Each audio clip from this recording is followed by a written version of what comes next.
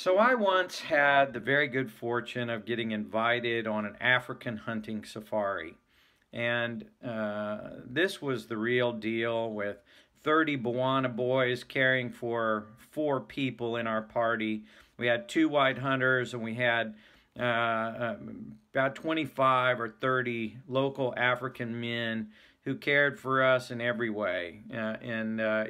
We flew from Houston to Amsterdam to Arusha, which is the capital of Tanzania, and then we flew in a small aircraft down way out in the bush in southern Tanzania. We were on the edge of the Njombe River in a game reserve near the Ruaha National Forest. And this was about as real as it gets. And I know many of you may not approve of hunting, but for a boy who was raised on bird hunting and deer hunting in Texas, this was an absolute dream come true. I mean, I was Teddy Roosevelt on safari.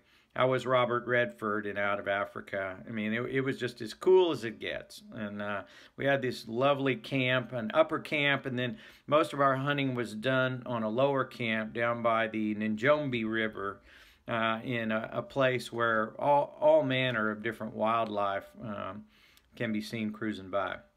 And so one of my favorite characters was a guy named John, who was assigned to me as my official gun bearer.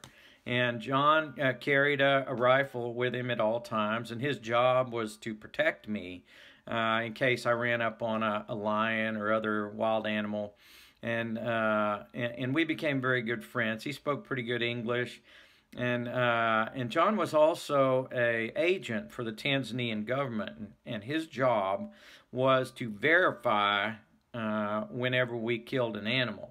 And the permitting for shooting these exotic animals is very expensive. And I concentrated just on large antelope species like greater kudu and impala, and I shot a roan antelope, and also shot a very significant size Cape buffalo.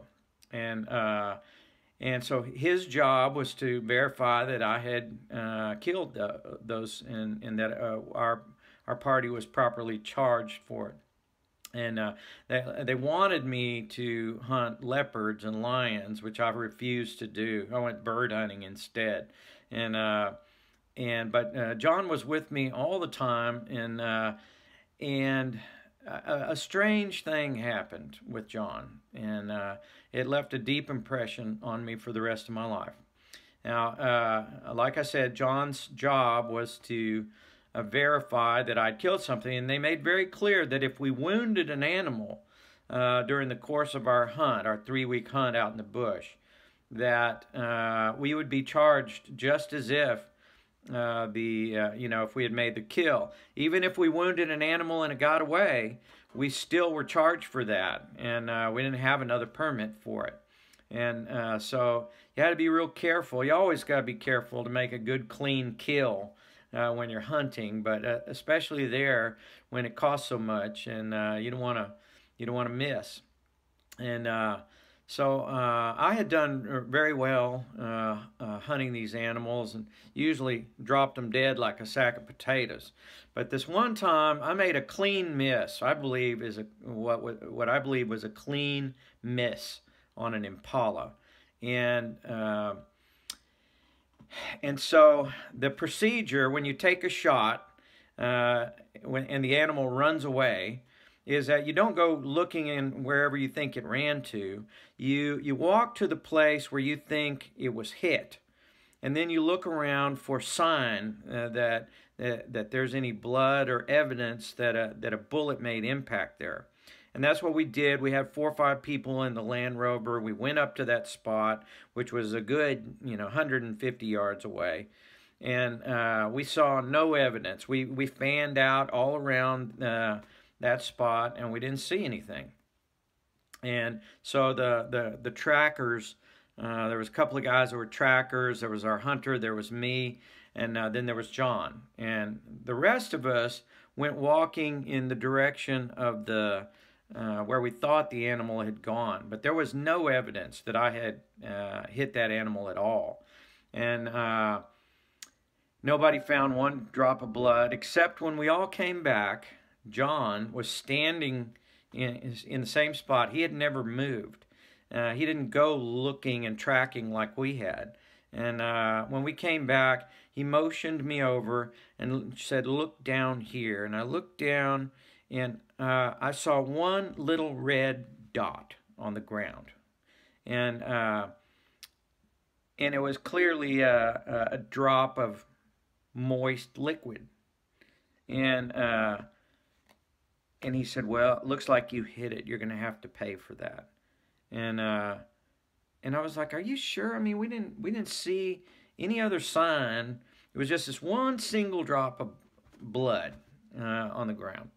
And I thought it was totally weird, but I said, "Okay."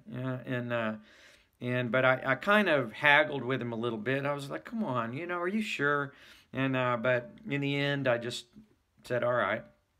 And we went about our business. And that evening, and we were getting close to the end of our hunt, and that evening by the campfire, John came up to me and said, "Look, if you would give me 2 boxes of your 375 H&H Magnum shells, your bullets for your rifle, and give me $40, I will forget I ever saw that drop of blood, and you can go tomorrow and have another try." And I had plenty of ammo, and it didn't seem like much, so I gave it to him, and I gave him the $40, and he disappeared. And we sat by the fire and had drinks and dinner, and about 2 or 3 hours later, John came back to the fire, and it looked like he had been running, and he was sweaty and kind of dirty, and he said, "Mr. Steve, I've been thinking about it, and I think if you could give me 1 more box of those bullets, that would really make up for it." And I was like, "Well, John, you and I made a deal already, man. And it was 2 boxes of bullets, $40, and that we're going to have a clean slate." And he said, "Well, no, I really need that other box." And we had plenty of bullets, so I gave it to him, and he disappeared. And the next day, or maybe it was 2 days later, we were packing up everything in a Land Rover to go to the upper camp, and a young woman was in our camp. She was only 14 years old, I found out later. And I started asking our white hunter, who is that? There had been no women, no girls or women in our camp the whole 3 weeks we had been there. And now all of a sudden, this girl was there, and she was getting in the Land Rover with some of the workers. And as we were caravanning back the 8 hours back up to the upper camp, where we would catch our plane out. And my guide laughed, and he goes, "You really don't have any idea, do you?" And I said, "Idea about what?" And he says, "You helped John purchase that woman. That's his new wife." And I was like, "What?" And he said, "Oh, yeah. He went over to a village that's about an hour's walk from here. And he made a deal with the chief of that village for $40 and 2 boxes so that he could get a wife. And he bought one that was 18 years old. But as he was leaving, the chief said, "If you gave me another box, I could give you a 14-year-old. And that's why he came running all the way back to camp, to our campfire, to get that other box of shells from me. He was buying a teenager, a younger teenager. And he was going to take her, and he did take her, with us. And they were driving on all the way back to Arusha at the end of the season. And he was taking her back home. That girl was his property now, his chattel, with my money and my bullets. And he was going to keep her at his house with 1 or 2 other wives that he had at his house. And she would likely never see the Nimjombe River or her village or her parents ever again. And that's the way things work over there. At least they did back in 1989 when I went. And and I was so shocked by all that that I would say that that's a contributing factor in why we started doing our missionary volunteer work down in Peru and helping orphanages. And I encourage any of you to get involved with any children's programs you can, especially in countries like that, where you can help a kid stay out of some kind of slavery.